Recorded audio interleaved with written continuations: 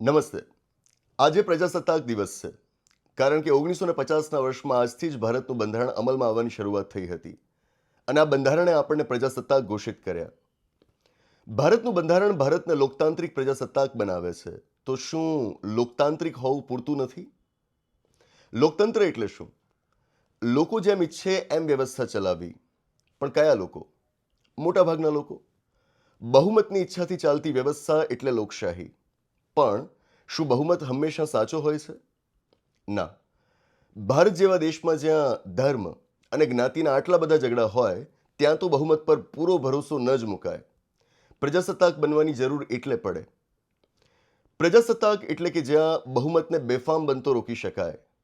આ રાજ્ય, આ વ્યવસ્થા એ કોઈ રાજાની જાગીર ના હોય. સરકારની સત્તાઓ સીમિત હોય, એની શક્તિઓ ઉપર લોકો રોક લગાવી શકતા હોય, ભલે એમણે જ એ સરકારને ચૂંટી હોય. એ સરકાર મન ફાવે એમ ન વર્તી શકતી હોય.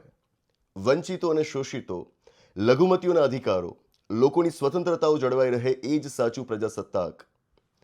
બ્રિટનમાં સંસદને સર્વોચ્ચ બનાવાય છે. આપણે ભારતમાં સંસદને સર્વોચ્ચ નથી બનાવી. આ જ સૂચવે છે કે આપણે બહુમતને બેફામ બનતો રોકવાનો છે. ભારતમાં એક જ વસ્તુ સર્વોચ્ચ છે અને એ છે આપણું બંધારણ. ભારતના લોકોએ ઘડેલું બંધારણ.